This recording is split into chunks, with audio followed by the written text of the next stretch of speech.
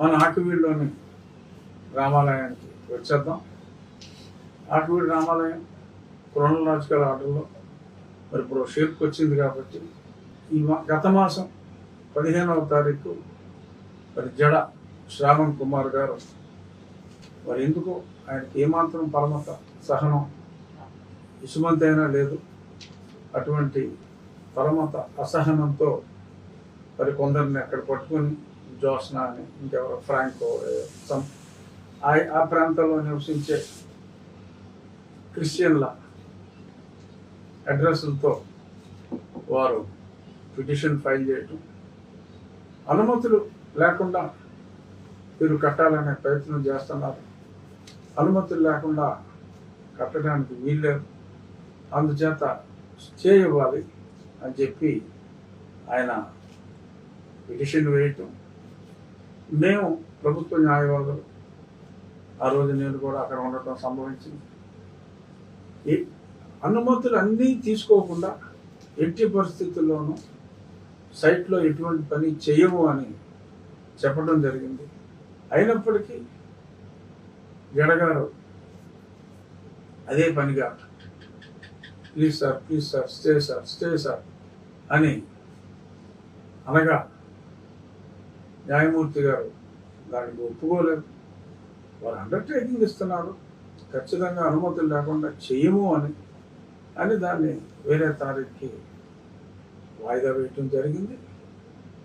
ఆ తర్వాత మరి ఆయన గదల పెండింగ్లో ఉండగానే ఒక కంటెంప్ట్ పిటిషన్, అర్థం లేని ఒక కంటెంప్ట్ పిటిషన్ 2009లో సుప్రీంకోర్టు ఒక ఆర్డర్ ఇచ్చింది. ఆర్డర్ గురించి కూడా గతంలో మాట్లాడే ఆయన సమ్మరైజ్ చేయడం కోసం ఎన్ని కుట్రలు కొందరు ఒక సమూహానికి సంబంధించిన వారు రామాలయంపై ఎన్ని కుట్రలు చేశారు, ఎందుకు చేస్తున్నారు అనేది ఎంతో కొంత తెలియజేయవలసిన బాధ్యత ఉంది కనుక నేను తిరిగి ఎన్ని నక్షలు తెలియజేయవలసిన అవసరం ఉంది కనుక చెప్తున్నా. అది ఆ తర్వాత ఆయన మనం అన్ని అనుమతులకి అప్లై చేసి ఆకివీడు మున్సిపాలిటీలో ముందు ఒక తీర్మానం వారిని అడిగి విషయం చెప్పి ఒకే ఒకరు, ఆ ఒకరు కూడా ఎవరంటే ఈ పిటిషన్ వేసిన జోస్న అనే యువతి క్రిస్టియన్. సో ఆ జోస్న సర్టిఫికేట్ ఏముందో నాకు తెలియదు, బహుశా హిందువుని ఉంచుకొని ఉండొచ్చు, వేరే అదర్ కారణాలు ఇచ్చారు. సో జోస్న గారు ఆవిడ ఒకరే వారి అభ్యంతరం చెప్పారు, ఇంకొకరు తటస్థంగా ఉన్నారు. అది మన గతంలో మాట్లాడుకున్నాం. ఆ తర్వాత కలెక్టర్ గారికి అప్లై చేయటం, కలెక్టర్ గారు కింద తహసీల్దార్ గారి దగ్గర నుంచి ఆర్డీఓ గారి దగ్గర నుంచి రిపోర్ట్స్ అన్నీ తెప్పించుకొని గత 80 సంవత్సరాల చరిత్ర క్రోనలాజికల్గా అక్కడ రెవెన్యూ రికార్డ్స్లో ఏముంది, ఆర్ఎస్ఆర్లో ఏముంది, పహానీల్లో ఏముంది, అలాగే కొద్దిమంది అక్కడ ఉన్న వాళ్ళతో కూడా చర్చించి కలెక్టర్ గారు రామాలయం స్థానంలోనే మళ్ళీ పునర్నిర్మాణం జరుపుకోవటానికి అనుమతి ఇవ్వటం. ఆ అనుమతి ఇచ్చిన పిదప మళ్ళీ మున్సిపాలిటీ వారికి డీటెయిల్డ్గా ప్లాన్, ఫస్ట్ టైం డీటెయిల్డ్గా ప్లాన్లు మున్సిపాలిటీ వాళ్ళకి కానీ గ్రామ పంచాయతీకి కానీ ఒక క్రమ పద్ధతి ప్రకారం ప్లాన్ ఇచ్చి అప్రూవల్ తీసుకున్న గుడి ఇదే అని చెప్పి నేను ఖచ్చితంగా చెప్పగలను. అటువంటి అనుమతులన్నీ తీసుకున్న తర్వాత మరి అక్కడ ఆ భూమి చదును చేసే కార్యక్రమం, అక్కడ చెట్టు అలాగే ఉంచి భూమి చదును చేసే కార్యక్రమం చేపడితే మళ్ళీ కడుపు మండిన వీళ్ళు ఆ పిల్లు అర్జెంటుగా మూవ్ చేయాలి అని చెప్పి మరి మొన్న మూవ్ చేయటం, ఎన్నగారు మొన్న దాన్ని తిరస్కరించడం, డిస్మిస్డ్ అని అంటే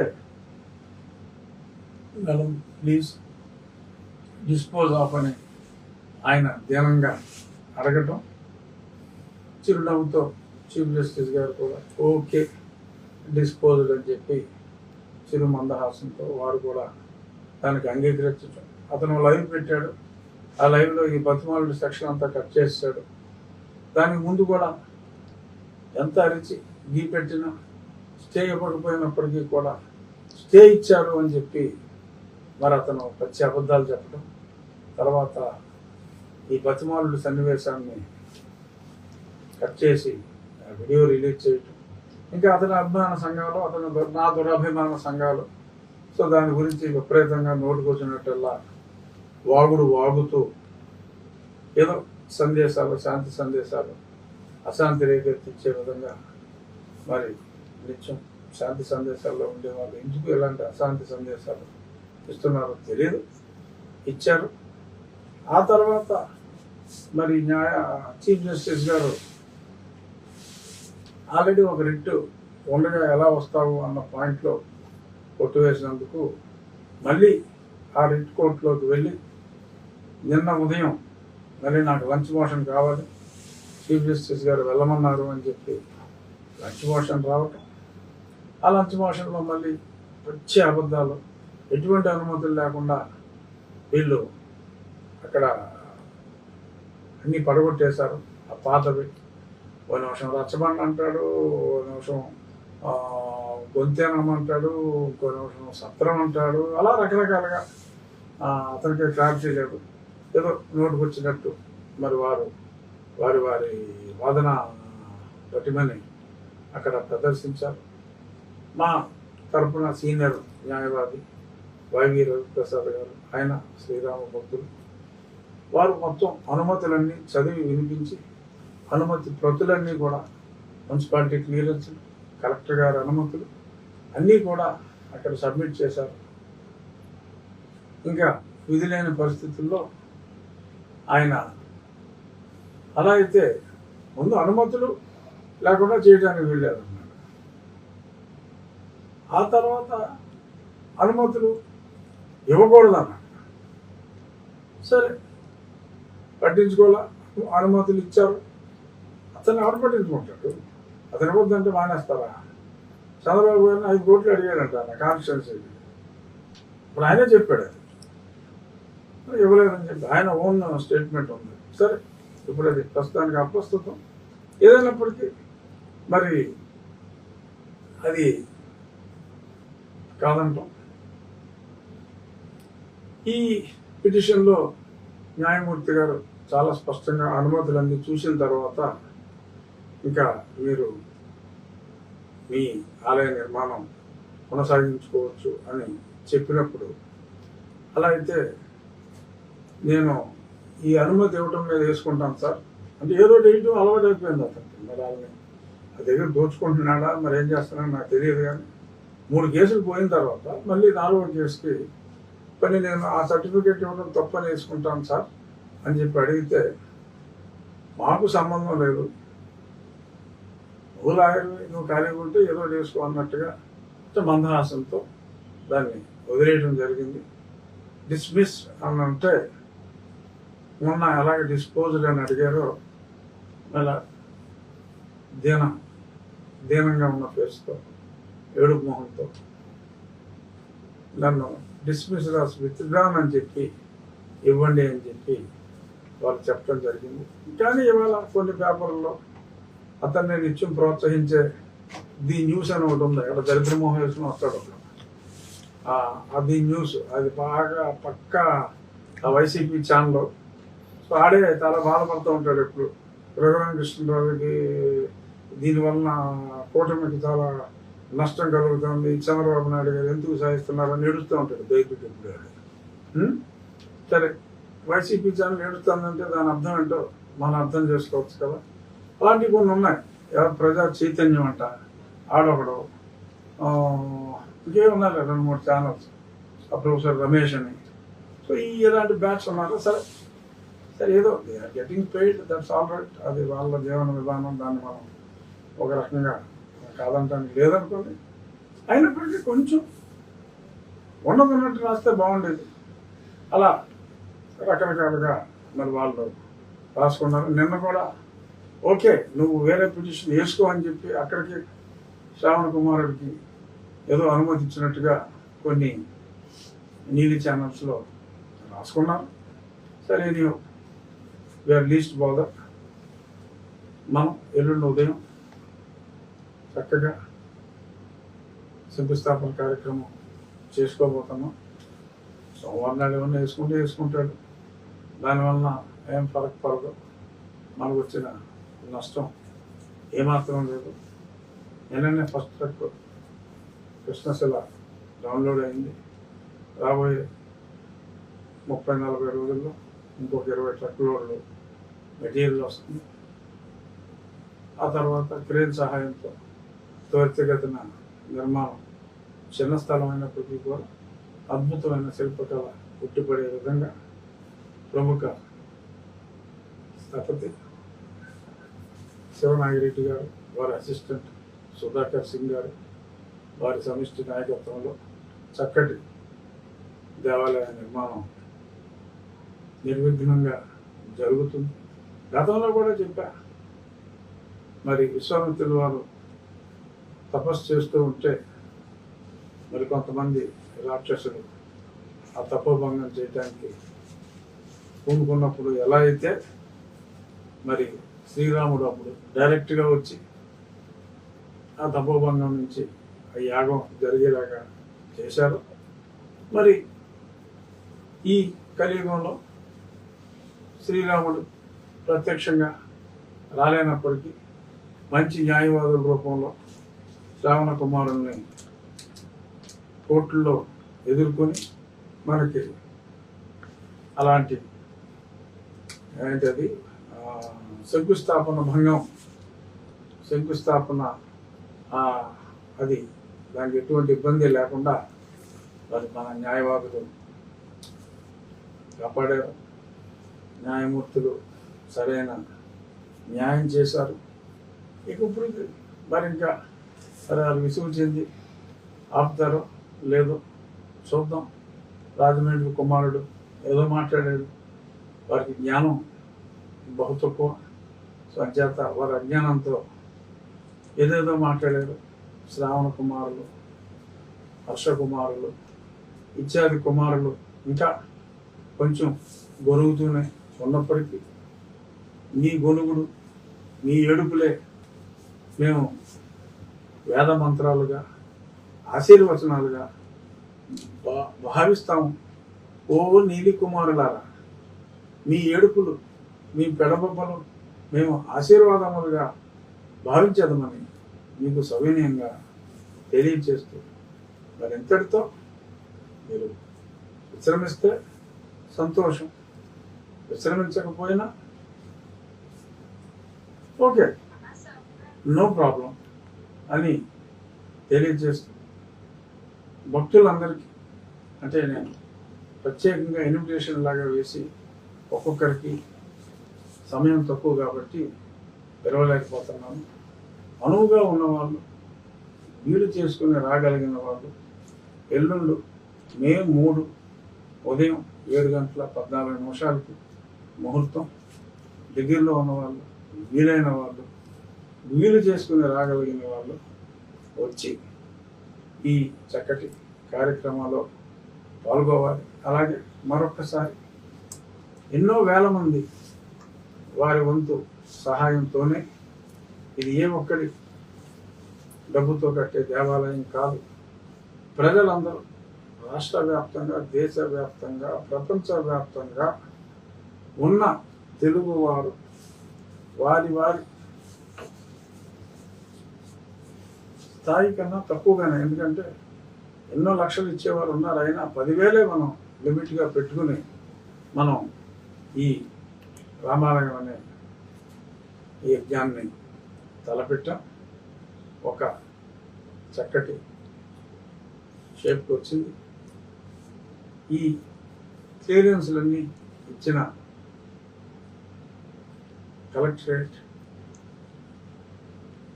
ఇతర మున్సిపల్, ఇతర డిపార్ట్మెంట్ వారందరికీ కూడా గతంలో కూడా మనం ధన్యవాదాలు తెలియజేశాం. మళ్ళీ మరొకసారి ధన్యవాదాలు తెలియజేస్తున్నా. ఇంకా ఈ సందర్భంగా ఏమైనా ప్రశ్నలు ఉంటే, కోటి మంది ఉన్నాం మేము, మీరు మమ్మల్ని ఎలా ఫేస్ చేస్తారని వాళ్ళు గట్టిగా డిమాండ్ చేస్తున్నారండి. మా కోటి ఓట్లు ఉన్నాయి, రాష్ట్రంలో మేము ఏ పార్టీని శాసించగలం అని వాళ్ళు ఒక అంశాన్ని లేవనెత్తుతున్నారు. దీని మీద ఆల్రెడీ వైరల్ అవుతుందండి సోషల్ మీడియాలో ప్రస్తుతం. సార్ ఎవరు అది లేవనెత్తేది? మీరు ఎవరైతే చెప్తున్నారో ఆ కుమారులండి. దళిత క్రైస్తవులు. దళిత క్రైస్తవులు అనే పదం నిషేధం అయినప్పటికీ దళిత క్రైస్తవులే అవుతారు కదా సార్. క్రైస్తవులు కన్వర్ట్ అయిన వాళ్ళు అవ్వచ్చు, లేకపోతే ఎస్సీగా ఉండి. దళితులతో ఎటువంటి ఇబ్బంది లేదు, క్రైస్తవులతో ఎటువంటి ఇబ్బంది లేదు. ఎందుకంటే వేరే కులాల వారు క్రైస్తవులుగా మారిన వారు కూడా ఉన్నారు, వారితో ఎటువంటి ఇబ్బంది లేదు. దళితులతో హిందూ దళితులు ఉన్నారు, వారి హక్కుల కోసమే ఇప్పుడు మేమైనా పోరాడేది, వారితో ఎటువంటి ఇబ్బంది లేదు. ఇక రాజ్యాంగంలో లేని పదం, రాజ్యాంగంలో నిషేధిత పదం అంటే చెప్పుకోవచ్చు, బట్ ఎటువంటి దళిత హక్కులు ఉండవు అని చెప్పి రాజ్యాంగంలో స్పష్టంగా చెప్పింది దళిత క్రైస్తవులు. సో ఆ దళిత క్రైస్తవులు ఉండొచ్చు. నేనే చెప్తున్నాను కదా, ఒక 18% రికార్డులో 1.8% ఉన్నప్పటికీ 10 రెట్లు ఎక్కువగా దళిత క్రైస్తవులు అయితే 18% ఉంటారు. క్రైస్తవులు 24 ఉండొచ్చు, బట్ దళిత క్రైస్తవులు 18% ఉండొచ్చు. అనగా ఆ 18 మంది ఛాలెంజ్ అని తర్వాత అప్పుడెప్పుడు దొంగల సినిమా వచ్చింది, చిక్కల మీద లెక్క అంటారు మోహన్ బాబు గారు. దాని ముందు సినిమా వచ్చింది భలే దొంగలు, ఊరు మందే తోసేయి, గుర్తుందా మోహన్ బాబు? ఊరు మందే తోసేయి. అలాంటి డైలాగులు మీరు చెప్తే మనం నవ్వి ఊరుకోవటమే. ఎందుకంటే మరి వారు చెప్పిన కోటి సంఖ్య ఏదో 25-30% పెంచి చెప్పుకున్నారు. సరే, చెప్పుకున్నప్పటికీ మరి అలా పెంచకుండా, ఆ 30% పెంచకుండా మరి చెప్పాలి అంటే ఇంకొక 5 కోట్లు ఉంటారు. అది 20% అనుకుంటే 20% కోటి అనుకుంటే మిగిలిన 80% ఉంటారు కదా, మరి 4 కోట్లు చిల్లర. సో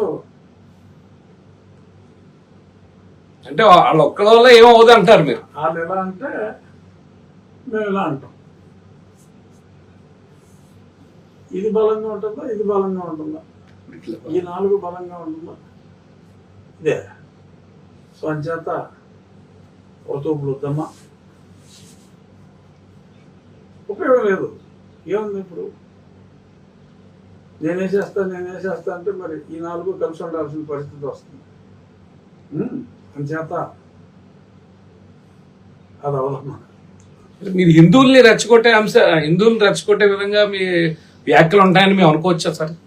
మీలాంటి బుద్ధిహీనులు అనుకుంటే నేనేం చేయలేను. ఇప్పుడు మీరు అన్నదేంటి, వారు ఇలాగా అన్నారు, వారు రెచ్చగొట్టారని చెప్పారు. రెచ్చగొట్టారని చెప్పినప్పుడు మేము అదే నిజమైతే ఈ 4 సంఘటితంగా ఉంటాయి అని అన్నాను. అంటే సెల్ఫ్ డిఫెన్స్. నేను సెల్ఫ్ డిఫెన్స్ గురించి మాట్లాడితే మీరు రెచ్చగొట్టే విధంగా అని మీరు అంత నిర్దాక్షిణ్యంగా మాట్లాడటం కరెక్ట్ కాదు. అయినప్పటికీ ఏదో మీరు అడగాలని అడిగారు కాబట్టి నేను కూడా చెప్పాను. మేము ఎనలేని గౌరవం ఈ వేలకి ఇస్తున్నాం. ఇలాగే ఉండాలని కోరుకుంటున్నాను. బలం నేనేరు చూస్తాను నీ సంగతి అంటే నేను సెల్ఫ్ ప్రొటెక్షన్ కోసం చెప్పాను. బెదిరించొద్దు, కలిసి ఉందాం అంటున్నాను. మీరు వాళ్ళు ఇలాగ అంటున్నారని చెప్పి అలా అయితే మేము ఇదేనా నేనంటే మీరు నా మీద నిందాపూర్వకంగా మాట్లాడటం సమంజసం కాదు. 5 ఏళ్ళు కలిసే ఉండాలి అని మనస వాచ కర్మన కోరుకునేది నేను, అందరం ఒకటే. కాదు నేను ఒకటి చూస్తాను నీ సంగతి అంటే, అమ్మా బాబు వాము అయ్యి బాబోయ్ అని ఆడెవడో అజయ్ గారు ఎవడో బెదిరించాడు, తూర్పు మాది అది మాది ఇది మాది అని. అలాంటి వృతోపులకి ఇక్కడ బెదిరేవాడు ఎవడో లేడు. అందరూ కలిసి ఉందాం, అందరూ కలిసే పని చేద్దాం అంతే తప్ప ఎవరు ఎవరికన్నా ఎక్కువ కాదు, ఎవరు ఎవరికన్నా తక్కువ కాదు. అందరూ సమానం, అందరూ కలిసి ఉందాం అనేది మా విధానం, మా నినాదం. కాదు నువ్వు నీ దేవాలయం కడతానికి వీల్లేదు, నీ దేవాలయానికి అనుమతులు ప్రభుత్వం ఇవ్వడానికి వీల్లేదు, మా చర్చిలకు అనుమతి అవసరం లేదు, మేము మా చర్చిలకు అడ్డం వస్తే మాకు ఒక అస్త్రం ఉంది, మేము ఎస్సీ కేసులు పెడతాం అని విర్రవీగితే సమాధుల రికార్డులు తీయవలసి వస్తుంది, చర్చి రికార్డులు తీయవలసి వస్తుంది. మతం మారిన వారికి కేసులు పెట్టే అర్హత లేదు అనేది ఇప్పుడు గతంలో ఉండి వారికే తెలుసు, ఇప్పుడు రాష్ట్ర వ్యాప్తంగా అందరికీ తెలుసు. ఇందాక ఒక కేసు వచ్చింది, ఎవరో ఒక అతను ఆవుని కబేలాకి తరలిస్తూ ఉంటే అతని పేరు లెబాన్, పక్కా క్రిస్టియన్ నేమ్, బైబిలికల్ నేమ్. వాళ్ళ ఫాదర్ కూడా ఇంకా అనదర్ క్రిస్టియన్ నేమ్. హిందువులు అది చట్ట విరుద్ధం కాబట్టి ఆవుని కబేలాకి తరలించడం, అది పట్టిస్తే నన్ను నా కులంతో దూషించాడని చెప్పి మరి వాళ్ళు దొంగ కేసు పెడితే శ్మశానం రికార్డు, చర్చి ఎందు వివాహం రికార్డు, ఇటువంటి రికార్డులన్నీ కూడా తీసుకొని దానికి పరిష్కారం సూచిస్తారు. సో అంచేత ఇలాంటి అన్యాయంగా కేసులు పెట్టేటాలు, ఇలాగ బెదిరిస్తే ఓట్ల కోసం భయపడిపోయేవాళ్ళు రాజకీయ నాయకులు కొద్దిమంది ఉండొచ్చు. ఏం చెప్పేది ఒకటే, ఓటు రాజకీయాలు కరెక్ట్ కాదు. సమాజంలో అందరూ కలిసి ఉన్నారు, అందరూ ఒకే మాట మీద ఉండాలి. కానీ ఓటుని బూచిగా చూపెట్టి మేము చట్టాన్ని అతిక్రమిస్తాం, మేము దొంగ కేసులు పెడతాం, మేము పెడితే పెట్టించుకోవాలి, ప్రశ్నిస్తే బెదిరిస్తాం, ఓట్లు అడగడానికి రారా మేము చూస్తాం అనే నాన్ డెమోక్రటిక్, యాంటీ కాన్స్టిట్యూషనల్ బెదిరిస్తే ఆ రోజులు పోనీ, కార్యక్రమ రోజులు పోనీ అమ్మా, ఆర్పిడ్ రోజులు వచ్చినాయి. బెదిరిస్తే ఎవరో బెదరమ్మా. అంచేత విజ్ఞులైన ప్రజలు ఉత్తరకు నీలి కుమారుల ట్రాప్లో పడకుండా అందరూ కలుసుకుందామని చెప్పి మరొకసారి తెలియజేస్తున్నాం. అలాగే గతంలో ఒకసారి చెప్పా, ఈరోజు పేపర్లో వచ్చింది, చింతాడ ఆనంద్ పాస్టర్ అతను చెల్లదు అని చెప్పి సుప్రీంకోర్టు చెప్పిన తర్వాత మరి గతంలో బాపట్ల కలెక్టర్ గారు ఒక మీటింగ్ అయింది, చింతాడ ఆనంద్ ఆ మీటింగ్కి రాలేదు. కాకపోతే వాయిదాలు వేస్తాడు అనుకుంటున్నట్టున్నాడు చింతాడ ఆనంద్ అన్నాడు. వీళ్ళు సర్టిఫికేట్ రద్దు చేయకుండా కూర్చుంటారని ఈరోజు మళ్ళీ పిలిచారట. బహుశా చింతాడ ఆనంద్ వెళ్ళకపోవచ్చు. ఏదేమైనా ఆల్రెడీ కంటెంప్ట్ అక్కడ పెండింగ్లో ఉంది. మరి ఈసారి అయినా ఆ సర్టిఫికెట్ రద్దు చేయకుండా సుప్రీంకోర్టు న్యాయస్థానం కన్నా ఓ జిల్లా కలెక్టర్ నేను చాలా పెద్దోళ్ళని చెప్పి అనుకుంటే ఏమో దాని పరిణామాలు ఎలా ఉంటాయో మళ్ళీ మనం సుప్రీంకోర్టులోనే చూద్దాం. ఇలాగే నిర్లక్ష్యం చేసి ఇలాగే తూనాబొడ్డు సుప్రీంకోర్టు ఏముంది అనే విధానంలో ఒకవేళ అధికారులు ఉంటే డెఫినెట్గా వారికి న్యాయస్థానంలో కంటెంప్ట్ ఉంది కాబట్టి డెఫినెట్గా దానికి తగ్గ తీర్పే ఉంటుంది అని నేను భావిస్తున్నాను. మరొకసారి చెప్పేది, ఎవరైనా మీ మీద ధర్మంగా మీరున్నప్పుడు ఎస్సీ అట్రాసిటీ కేసులు పెడితే దయచేసి వాళ్ళ పేరు పరిశీలించండి. జాకబ్ అంటే హిందూ ఉండకూడదా, జాకబ్ అంటే క్రిస్టియన్నేనా అని అనొచ్చు నీల్ కుమార్లు. కానీ 99% జాకబ్లు క్రిస్టియన్సే ఉంటారు కాబట్టి ఆ 1% ఉంటే ఉండొచ్చు. ఎవరో మీలాంటి బొట్టు పెట్టుకునే హిందూ ఎవడో జాకబ్ అనే స్నేహితుడు మీకు హెల్ప్ చేస్తే ఆ జాకబ్ పేరు మీ పిల్లడికి పెట్టుకోవచ్చు. ఊరికే అంటున్నారు, బొట్టు పెట్టుకున్నారు మీరు ఫీల్ అవుతారు, వేరే విషయం అంటున్నా ఎగ్జాంపుల్. అలాంటి జాకబ్లు ఉంటే ఉండొచ్చు, తప్పలేదు. కానీ ప్రిడామినెంట్లీ 99% జాకబ్ అన్న, లబాన్ అన్న, జోసెఫ్ అన్న, జనరల్గా ఇవి బైబిలికల్ నేమ్స్. ఇవన్నీ కూడా జాన్, ఎంత బైబిల్లో పేర్లు. సో ఇజ్రాయెల్ బైబిల్లో పేరు. సో అలాగా బైబిలికల్ నేమ్స్ జనరల్గా ఎవరు పడతారు పెట్టేసుకోరు. సో అంచేత వారి సమాధులు, తండ్రుల సమాధులు, తల్లి అయితే చెల్లదని చెప్పి ప్రముఖ నీల్ కుమారుడు చెప్పాడు కాబట్టి పోని తండ్రి కూడా, అంటే తల్లి ఏది తండ్రి వేరు, కుమారునికి వారు పిల్లలకు తండ్రిదే వచ్చును అన్న లాజిక్ వాడినా వారి తండ్రి ఎవరో మరణించుంటే ఆ సమాధి రికార్డు, చర్చి రికార్డు, చర్చిలోనే వివాహం ఉంటుంది, పరిశుద్ధ వివాహం అనేది చేసుకుంటారు. మన గుళ్ళలోకి లేకపోతే అక్కడికి వెళ్ళి దారి కట్టి చేసుకోరు.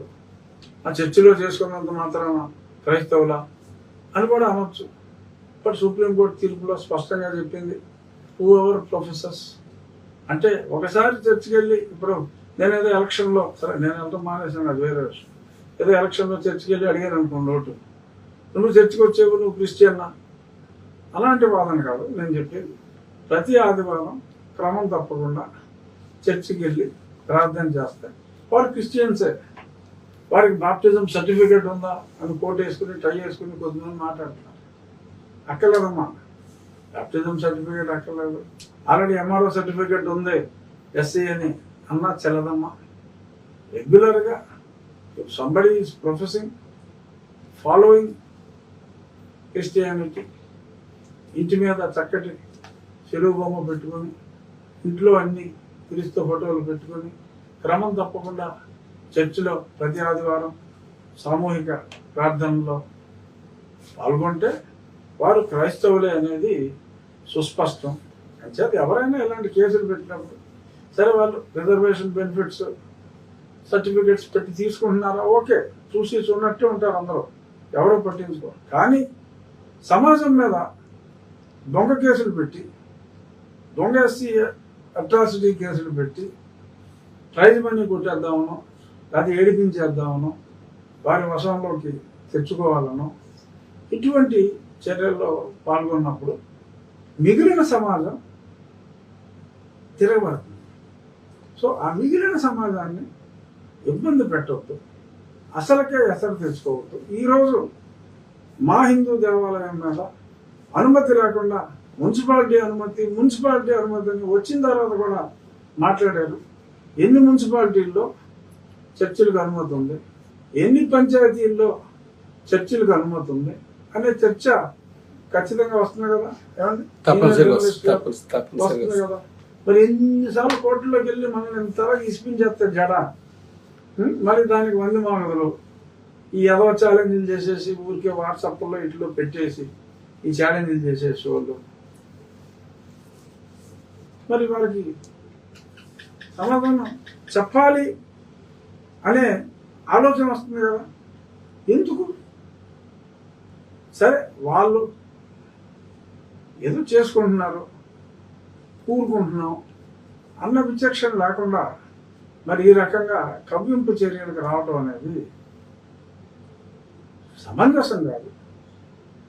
అంచేత మీరు సంయమనంగా మా గుడిని మీరు గౌరవించండి, మీ చర్చిని మేము గౌరవిస్తాం. అది 80% మంది ఉన్న మీ గుళ్ళు, మా గుళ్ళు మీ చర్చిలు సమానంగానే ఉన్నాయి. మీరు 20% ఉన్నప్పటికీ కూడా, పోనీ అఫీషియల్లో 2% వేసుకుంటే మీరు 2% ఉన్నప్పటికీ కూడా మీ చర్చిలు కన్నా మా దేవాలయాలు తక్కువగా ఉన్నాయి. ఆ దేవాలయాల్లో ఒక ఎండోమెంట్స్ డిపార్ట్మెంట్ ఉంది. ఆ డిపార్ట్మెంట్ కంట్రోల్లో ఉన్న దేవాలయాలను ఎవడేం చేయడానికి లేదు. ఎందుకంటే అది ప్రభుత్వ దేవాలయాలు, ప్రభుత్వ ఆదాయం తీసుకునే దేవాలయాలు. సో దాన్ని ఎవడో ఏమి చేయడానికే లేదు. అనుమతి లేని దేవాలయాలు ఏదన్నా ఉంటే, అది నిషేధిత స్థలాల్లో ఉంటే ఎస్ చర్యలు తీసుకోవచ్చు. అటువంటి 1000-2000 గుళ్ళు ఉంటే ఆ గుళ్ళకి మీ 30,000 చర్చిలకి నాకు తెలిసి 5% చర్చిలు కానీ అనుమతి లేదు. ఎందుకంటే అన్ని ప్రైవేట్ కంపెనీలు అవి. Church is a private company, temple is a public property. ఆదాయం ప్రభుత్వానికి వెళ్తాం. So it's a public property. Church is a private property. ఆ ఆధారాలు తినేస్తారు. లేకపోతే ఏదో అసోసియేషన్ ఉంటే అసోసియేషన్కి వెళ్ళిపోతాయి అంతే తప్ప పబ్లిక్ రాదు. పబ్లిక్ ఎక్స్చెకర్కి ఆ డబ్బు రాదు. సో ఒకవేళ అనుమతి లేని గుళ్ళు 1000 ఉంటే, అనుమతి లేని చర్చిలు ఒక 30,000 ఉంటాయి అట్లీస్ట్. అవసరమా? ఇంత చర్చ అవసరమా? ఓ నీలికుమారులారా, ఆలోచించుము. అవసరం అని అనుకుంటే అనవసరం అని మేము కూడా అనుకోం. కానీ మళ్ళీ చెప్తున్నా, అందరూ కలిసి ఉన్నాం, అందరూ మంచిగా ఉన్నాం. మీరు మమ్మల్ని ప్రేమించండి, మేము మిమ్మల్ని ప్రేమిస్తాము. మీరు మమ్మల్ని ద్వేషించిన ఎడల అయినప్పటికీ కూడా ద్వేషానికి దూరంగా ఉండే ప్రయత్నమే చేస్తాము. కానీ పూర్తిగా మమ్మల్ని ప్రేమించే మిమ్మల్ని ప్రేమించే మమ్మల్ని ప్రేమకు దూరం చేయొద్దు. మమ్మల్ని ద్వేషించే వారిగా మార్చొద్దు అని చెప్పి మనస్ఫూర్తిగా కోరుకుంటూ,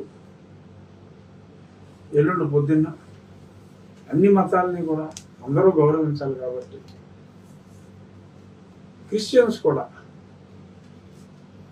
దళితులు క్రిస్టియన్లుగా మారినప్పటికీ కూడా ఆ పెద్దపేట వాసులు కూడా అందరూ కూడా వచ్చి అన్ని మతాలని గౌరవించవలసిన బాధ్యత అన్ని మతాల వారికి ఉంది కాబట్టి, అన్ని మతాలు ఉంది కాబట్టి అందరూ కూడా పాల్గొనండి, ఈ కార్యక్రమాన్ని విజయవంతం చేయండి అని మరొకసారి కోరుకుంటూ జై శ్రీరామ్.